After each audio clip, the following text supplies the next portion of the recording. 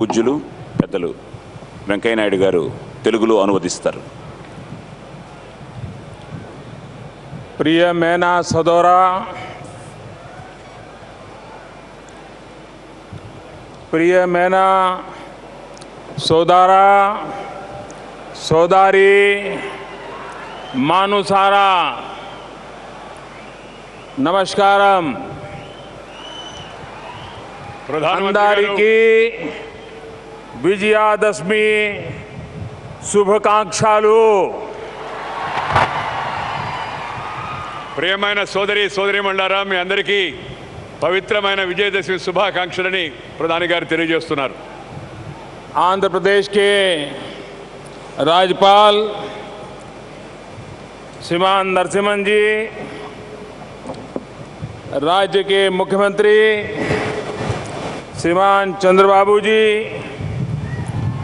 केंद्र में मंत्री परिषद के मेरे साथी श्रीमान वेंकैया नायडू जी, मंत्रिमंडल के मेरे साथी श्री अशोक गजपति राजू जी, सिंगापुर के minister for trade and industry mister S Eswaran, Tamil Nadu के राज्यपाल श्रीमान रोसैया जी, असम एवं नागालैंड के राज्यपाल श्रीमान पी.बी. आचार्य जी, तेलंगाना के मुख्यमंत्री श्रीमान के.सी. राव, सुप्रीम कोर्ट के न्यायाधीश जस्टिस एन.वी. रमणा जी, केंद्र में मंत्रिमंडल के मेरे साथी श्रीमान बंडारू दत्तात्रेय जी, केंद्र में मंत्रिमंडल के मेरे साथी श्रीमती निर्मला सीतारामन जी, जापान के state minister of economy, trade and industry mister Yosuke Takagi, केंद्र में मंत्रिमंडल के मेरे साथी श्रीमान वाई.एस. चौधरी, हैदराबाद हाई कोर्ट के कार्यवाहक मुख्य न्यायाधीश जस्टिस दिलीप भोसले जी. आज विजयादशमी के इस पावन पर्व पर और नवरात्रि की शक्ति उपासना के बाद आंध्र प्रदेश एक महत्वपूर्ण कदम उठा रहा है. నవరాత్రి ఉపవాసాలు పూర్తి చేసుకొని విజయదశమిలో ప్రవేశించిన ఈ సందర్భంగా ఆంధ్రప్రదేశ్ ఒక నూతన అధ్యాయంలో ప్రవేశిస్తూ ఉంది. आज आंध्र प्रदेश की राजधानी, जो राजधानी सदियों से अपनी एक सांस्कृतिक विरासत लेकर के जी रही है, अपनी एक ऐतिहासिक विरासत को लेकर के जी रही है, उस संस्कृति के साथ जोड़ते हुए, उस ऐतिहासिक विरासत को साथ जोड़ते हुए अमरावती नए रंग रूप के साथ, नए आधुनिक साज सज्जा के साथ आंध्र के आशा अपेक्षा का केंद्र बिंदु बनने जा रही हैं और एक प्रकार से सच्चे अर्थ में पीपल्स कैपिटल बनने जा रही हैं. मैं यहाँ की सरकार को, यहाँ के नागरिकों को हृदय से बहुत बहुत बधाई देता हूँ, अभिनंदन करता हूँ. శతాబ్దాల యొక్క చరిత్ర కలిగి, వారసత్వం కలిగి, సంస్కృతిని కలిగి వాటన్నింటినీ గుర్తు చేసే విధంగా ఇవాళ ఆంధ్రప్రదేశ్లో కొత్త రాజధాని అన్ని రకాల సాంకేతిక హంగులతో, చారిత్రాత్మక నేపథ్యంతో ప్రజా రాజధానిగా ఈ యొక్క అమరావతి ఏర్పడుతున్న సందర్భంగా నేను అందరికీ శుభాకాంక్షలు తెలియజేస్తూ ఉన్నాను. सरकार बनने के इतने कम समय में चंद्रबाबू ने जिस गति से इस काम को हाथ में लिया और इसको दुनिया में जो कुछ श्रेष्ठ है उसको समाहित करने का प्रयास किया, इसलिए मैं चंद्रबाबू जी को हृदय से बहुत बहुत अभिनंदन देता हूं. ప్రభుత్వం ఏర్పడిన కొద్ది రోజుల్లోనే ప్రపంచంలో ఎక్కడెక్కడ ఏ మంచి అలవాట్లు, మంచి పద్ధతులు, ఉదాహరణలు ఉన్నాయో వాటన్నింటినీ సేకరించి ఆంధ్రప్రదేశ్ ముఖ్యమంత్రి శ్రీ చంద్రబాబు నాయుడు వాటన్నింటినీ జోడించి ఈ కార్యక్రమాన్ని చేపట్టినందుకు నేను వారికి హృదయపూర్వకంగా అభినందనలు తెలియజేస్తున్నాను. శ్రీ చంద్రబాబు నాయుడు గారికి. हमारा देश आज़ाद होने के बाद बहुत कम नए शहर बने हैं और उसके कारण भारत में नए शहर बनाना ये विषय उतनी मात्रा में लोगों में प्रचलित नहीं है कि आज के युग में जितनी मात्रा में होना चाहिए था। స్వాతంత్ర అనంతరం మన దేశంలో దురదృష్టవశాత్తు కొత్త నగరాల యొక్క సుందర నగరాల యొక్క నిర్మాణం అనుకున్నట్టుగా జరగలేదు. కానీ ఇవాళ ఆ అవసరం ఎంతో కూడా ఉంది. दुर्भाग्य से पिछले कुछ दशकों में हमारे देश में एक ऐसी सोच बनी कि अर्बनाइजेशन एक समस्या है और उसी के चलते हमने इस ग्रोथ सेंटर की तरफ अनदेखी की है। మన దేశంలో ఈ పట్టణీకరణ వైపు తగినంత మనం శ్రద్ధ తీసుకోలేదు. అందుకని ఇవాళ ఈ అస్తవ్యస్త పరిస్థితి ఏర్పడింది. आज समय की मांग है कि अर्बन डेवलपमेंट को हमने समस्या नहीं मानना चाहिए, उसे एक अपॉर्चुनिटी मानना चाहिए। ఈ పట్టణీకరణ ఒక సమస్యగా కాకుండా ఇది ఒక గొప్ప మహత్తర అవకాశంగా చేపట్టి పట్టణాల యొక్క అభివృద్ధి కార్యక్రమాన్ని చేపట్టవలసి ఉంది. और इसीलिए भारत सरकार ने दुनिया जिस प्रकार से बदलती रही है, जिस प्रकार से टेक्नोलॉजी का उपयोग हो रहा है, हमें एक आधुनिक शहरों की रचना की ओर जाना होगा और 100 स्मार्ट सिटी की दिशा में जाने का एक अहम कदम भारत सरकार ने उठाया है। ప్రపంచంలో ఏ విధంగా అయితే సాంకేతిక పరిజ్ఞానాన్ని ఉపయోగించి సుందర నగరాల వైపు దృష్టి సారిస్తున్నారో అదేవిధంగా భారతదేశంలో కూడా ఈ శాస్త్రీయ సాంకేతిక పరిజ్ఞానాన్ని ఉపయోగించి అత్యంత ఆధునికమైన యొక్క సుందరమైన యొక్క ఆకర్షణీయ నగరాలను 100 నగరాలను ఏర్పాటు చేయాలని భారత ప్రభుత్వం కూడా నిర్ణయించింది. और ये शहर इकोनॉमिक एक्टिविटी के भी सेंटर हो, आर्थिक ग्रोथ के भी वो इंजन बने, इस प्रकार के शहरों की एक रचना नए सिरे किसी करने की दिशा में हमारा प्रयास है। ఈ కొత్త నగరాల్లో ఒకవైపు సంపదను సృష్టించడము, మరొక వైపు ఆధునీకరించడము, ప్రజల యొక్క జీవనంలో మెరుగుదల తీసుకురావడం ఇది నా యొక్క ఉద్దేశం. और तब जाकर के ये नया आधुनिक शहर जिसमें आधुनिक से आधुनिक टेक्नोलॉजी का उपयोग हो, आधुनिक से आधुनिक ट्रांसपोर्टेशन हो, वर्क टू वर्क की योजना हो, ग्रीन हो, नो वेस्टेज वाला सिटी बने। వ్యర్థాలు ఉండకుండా మనం నడిచిపోయి పని చేసుకునేదానికి అవకాశం కలిగించే విధంగా వాహనాలు అవసరం లేకుండా అదేవిధంగా ఆధునిక హంగులు కూడా కలిసి అన్ని విధాల ప్రజలకు అందుబాటులో ఉండేటువంటి నగరాలను మనం ఏర్పాటు చేసుకోవాల్సి ఉంది. వ్యర్థ పదార్థాలు ఎక్కువగా రాకుండా పరిశుభ్రతగా ఉండేటువంటి నగరాలను మనం ఏర్పాటు చేసుకోవాల్సి ఉంది. मैं आशा करता हूं कि देश के अंदर अर्बन डेवलपमेंट की दिशा में जो नए कदम उठाए हैं उसमें अमरावती, आंध्र प्रदेश एक सीमा चिन्ह के रूप में मार्गदर्शक काम करेगा, ऐसा मुझे विश्वास है। ఈ దేశంలో పట్టణాభివృద్ధి ఏదైతే వేగంగా ముందుకు వెళుతుందో దాంట్లో ఆంధ్రప్రదేశ్ ఈ అమరావతి నగరం కూడా ఒక ముఖ్య భాగస్వామి దిక్సూచిగా ఉండాలని చెప్పని నేను ఆశిస్తూ ఉన్నాను. अभी जापान के मंत्री श्री बता रहे थे कि नया शहर कितना बनाना कितना कठिन होता है, उसका जापान को भली भांति अनुभव है। జపాన్ మంత్రి గారు ఇప్పుడే కొత్త నగరం ఏర్పాటు చేయడంలో ఎలాంటి సమస్యలు ఎదురవుతాయి, సవాళ్ళు ఎదురవుతాయని అనేక అనుభవాలు ఇప్పుడు చెప్పారు. मेरे जीवन में भी ऐसा अवसर आया जब 2001 में गुजरात में भयंकर भूकंप आया।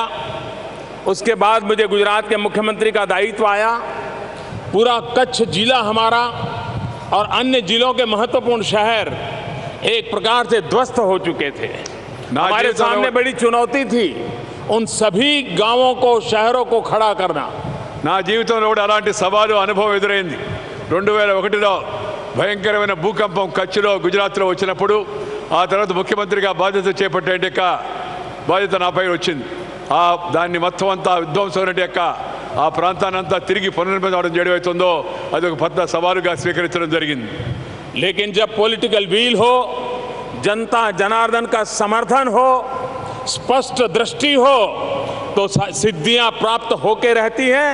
और आज वो जिला हिंदुस्तान के फास्टेस्ट गति से आगे बढ़ने वाले जिलों में अपनी जगह बना रहा है।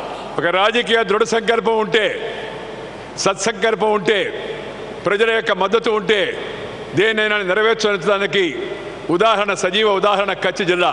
ఇవాళ దేశంలో, రాష్ట్రంలో అభివృద్ధి చెందిన జిల్లాల్లో ప్రముఖంగా పేర్కొనే విధంగా ఆ కచ్ జిల్లా తిరిగి పునర్నిర్మాణం చేయడం జరిగిందని సందర్భంగా మీ అందరికీ మనం చేస్తున్నాను. जब ये अमरावती का मुझे निमंत्रण मिला, मैंने बाबू को कहा था मैं जरूर आऊंगा, लेकिन जब मैंने अखबार में पढ़ा कि चंद्रबाबू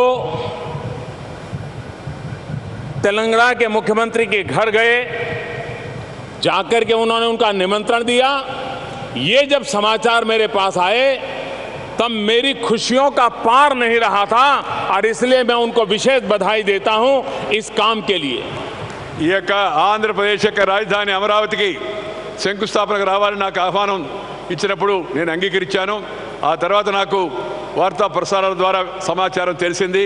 శ్రీ చంద్రబాబు నాయుడు గారు తెలంగాణ ముఖ్యమంత్రి శ్రీ చంద్రశేఖరరావు గారి ఇంటికి వెళ్ళి స్వయంగా ఆహ్వానించాడని చెప్పారంటే నేను మనసులో ఎంతో సంతోషించాను. कुछ लोगों के राजनीतिक स्वार्थ के कारण विचार विमर्श की प्रक्रिया को पूर्ण किए बिना हड़बड़ में, जल्दबाजी में आंध्र और तेलंगाना विभाजन हुआ. రాజకీయ కారణాలతో సరైనటి యొక్క ఆలోచనలు చేయకుండా, పరిపక్వతతో భవిష్యత్తు గురించి ఆలోచించకుండా ఆ రోజు తొందరపాటుతో రాష్ట్ర విభజన ఆంధ్ర తెలంగాణగా ఏర్పాటు చేశారు నాటి పాలకులు. लेकिन इस सारी प्रक्रिया में जो निर्दोष लोगों को जान गंवानी पड़ी, संपत्ति का अपरंपार नुकसान हुआ, उसकी पीड़ा मुझे आज भी है. ఆ సందర్భంగా రెండు ప్రాంతాల్లో అమాయక జనం యొక్క ప్రాణాలు పోవడం, కొంత ఆస్తులు ధ్వంసం కావడం, అవన్నీ కూడా నా మనసును ఎంతో కలిచివేశాయి. अंग्रेजों ने कुछ ऐसी चीजें छोड़ करके गए कि उसके कारण आज भी हमारे देश में कभी न कभी कोई न कोई तनाव पैदा होता है. ఇంగ్లీష్ వాళ్ళు పోతూ పోతూ కొన్ని అలాంటి ఆలోచనలు వదిలిపెట్టిపోయారు. వాటి కారణంగా మన దేశంలో కూడా అప్పుడప్పుడు ఇలాంటి ఉద్రిక్తతలు, వైషమ్యాలు వస్తూ ఉన్నాయి, జరుగుతూ ఉన్నాయి. पिछली सरकार की कुछ ऐसा करके गई है कि जिसके कारण आंध्र और तेलंगाना के बीच हर हमेशा कोई न कोई तनाव के कारण बने रहते हैं. గత ప్రభుత్వం పోతూ పోతూ సమస్యలను పరిష్కరించకుండా జటిలం చేసిపోయింది. అందుకని అప్పుడప్పుడు ఆంధ్ర తెలంగాణ మధ్య సమస్యలు కూడా ఏర్పడుతూ ఉన్నాయి. लेकिन अब समय की मांग है कि हम आंध्र और तेलंगाना, चाहे आंध्र हो चाहे तेलंगाना हो, हमारी आत्मा तेलुगु है. ఆంధ్రప్రదేశ్ కానీ తెలంగాణ కానీ మన అందరి యొక్క ఆత్మ, తెలుగువారి అందరి యొక్క ఆత్మ ఒకటే, తెలుగువారి అందరూ ఒకటే, తెలుగువారి ఆత్మ ఒకటే. और इस तेलुगु आत्मा की दो भुजाएं हैं, एक तेलंगाना एक आंध्र, और दोनों इतनी प्रगति करें, दोनों एक दूसरे को इतने पूरक हो कि हिंदुस्तान की शान बढ़ाने में ये हमारी शक्ति बनी रहे. ఈ తెలంగాణ, ఈ ఆంధ్ర రెండు కూడా భుజంగా పనిచేస్తే భారతదేశాన్ని శక్తివంతంగా దేశంగా తయారు చేయాలనే ప్రయత్నం అవుతుందో అది కూడా సంకల్పం సిద్ధిస్తుందనే విశ్వాసం నాకుంది. मुझे विश्वास है कि भारत सरकार ने जो एक स्टार्टअप का अभियान चलाया है, उस स्टार्टअप का सबसे ज्यादा लाभ लेने की किसी की ताकत है तो इस धरती की है. ఈ కేంద్ర ప్రభుత్వం ఏతుందో ఇది కొత్తగా సాంకేతిక పరిజ్ఞానాన్ని పెంచేట స్టార్టప్ అనే కార్యక్రమాన్ని చేపట్టింది. దాన్ని బాగా శక్తివంతంగా చేపట్టగలిగే శక్తి, తాహత్తు ఎక్కడ ఉందంటే ఈ భూమి పైన ఉంది, ఈ తెలుగు గడ్డ పైన ఉందని ప్రధానమంత్రి గారు చెప్పారు. आंध्र के लाखों जवान दुनिया के अनेक देशों में प्रोफेशनल्स के नाते अपनी उत्तम जगह बनाई है. మన ఆంధ్ర తెలుగు ప్రజలు, యువకులు ముఖ్యంగా ప్రపంచంలో అనేక చోట్ల వెళ్ళి ప్రముఖమైన స్థానాలు అక్కడ సంపాదించారు, మనకి పేరు తెస్తూ ఉన్నారు. आंध्र प्रदेश जिसके पास ऐसे प्रतिभावान नौजवान हो, बुद्धिमान यूथ हो, वे इनोवेशन के लिए, स्टार्टअप के लिए एक पूरा नया साम्राज्य आंध्र की धरती पर खड़े कर सकते हैं. ఈ ఆంధ్రప్రదేశ్ చెందిన ఈ తెలుగు యువకులు, విద్యావంతులు, విద్యార్థులు, వీళ్ళ తెలివి అమోఘమైనది. వీళ్ళందరూ కూడా చొరవ చూపించి ఈ స్టార్టప్ల విషయంలో మరింతగా శ్రద్ధ తీసుకుంటే ఇది ఒక నిశ్శబ్ద విప్లవంలాగా ఈ యొక్క ప్రక్రియ ప్రారంభమవుతుంది. దేశానికి, రాష్ట్రానికి మేలు జరుగుతుంది. मुझे विश्वास है कि इसके द्वारा आने वाले दिनों में आंध्र एक नई आर्थिक क्रांति का नेतृत्व करेगा. నాకు పూర్తి విశ్వాసం ఉంది రాబోయే రోజుల్లో ఒక నవ్య ఆర్థిక క్రాంతిని ఆంధ్రప్రదేశ్ సాధించి పెడుతుందనే విశ్వాసం నాకుంది. ये युवा केंद्रीय आर्थिक क्रांति होगी. యువకులపై ఆధారపడే ఆర్థిక వ్యవస్థ కేంద్రీకృత వ్యవస్థ రాబోతుంది. जिस देश के पास 800 मिलियन 65 साल से कम आयु की उम्र के नौजवान हो, वो देश नई आर्थिक शक्ति बन सकता है, नई आर्थिक क्रांति कर सकता है. ఏ దేశంలో అయితే 80 కోట్ల మంది ఈ యొక్క 25-40 సంవత్సరాల వయసు వాళ్ళు ఉన్నారో వాళ్ళు ప్రపంచంలో ఆర్థిక శక్తిగా ఎదిగేందుకు వాళ్ళు ముందుకు వెళ్తారనే విషయంలో ఏమాత్రం అనుమానం లేదు. और मुझे विश्वास है कि भले आंध्र और तेलंगाना अलग हुए हो, लेकिन दोनों में आगे बढ़ने की शक्ति है और दोनों एक दूसरे को पूरक बन करके आगे बढ़ने का प्रयास करेंगे. उतना ही दोनों प्रदेशों को लाभ होगा. ఆంధ్రప్రదేశ్ కానీ తెలంగాణ కానీ విడిపోయినప్పటికీ కూడా ఇద్దరు తమ తెలివితేటలను ఉపయోగించి భుజం కలిపి పనిచేస్తే ప్రపంచంలో శక్తివంతంగా ముందుకు వెళ్ళే అవకాశం ఉంది. ఆ విధంగా చేస్తారనే విశ్వాసం కూడా నాకుంది. जब अटल बिहारी वाजपेयी जी देश के प्रधानमंत्री थे, तब इस देश में 3 नए राज्य बने थे. 3 राज्यों का विभाजन हुआ था, लेकिन कोई कटुता नहीं थी, कोई संघर्ष नहीं हुआ, कोई लहू नहीं बहे और बाद में भी कोई संकट पैदा नहीं हुआ. मुझे आंध्र और तेलंगाना के बीच में भी वही स्थिति लाने का प्रयास करना है. శ్రీమాన్ అటల్ బిహారీ వాజ్పేయి గారి హయాంలో దేశంలో ఆనాడు 3 కొత్త రాష్ట్రాల నిర్మాణం జరిగింది. ఎలాంటి వైషమ్యాలు కానీ విద్వేషాలు కానీ చెరలేకుండా ఆ 3 రాష్ట్రాలు ఏర్పడ్డాయి, ముందుకు వెళుతూ ఉన్నాయి. నాకు విశ్వాసం ఉంది అదేవిధంగా ఆంధ్రప్రదేశ్ తెలంగాణ రాష్ట్రాలు కూడా కలిసికట్టుగా అభివృద్ధి పదంలో ముందుకు వెళ్తాయని చెప్పిన విశ్వాసం నాకుంది. पिछली सरकार ने बहुत सी ऐसी चीजें की हैं जिसको ठीक करने में हमारी काफी ताकत जा रही है, काफी समय जा रहा है. लेकिन मैं इन दोनों प्रदेशवासियों को विश्वास दिलाना चाहता हूं कि भारत सरकार हर प्रकार से आपके साथ रहेगी और हर संभव सहायता करती रहेगी. గతంలో ప్రభుత్వాలు చిన్నచూపు చూసే రాష్ట్రాలను, కానీ నేను మీకు హామీ ఇవ్వదలుచుకున్నాను ఈ తెలుగు ప్రజలకు తెలుగు రాష్ట్రాల రెండింటికి కూడా కావలసిన సంపూర్ణ సహాయ సహకారాలను కేంద్ర ప్రభుత్వం అందిస్తుంది. మిమ్మల్ని కూడా అభివృద్ధి పదంలో ముందుకు తీసుకెళ్లే ప్రయత్నం చేస్తాను మనం చేస్తున్నాను.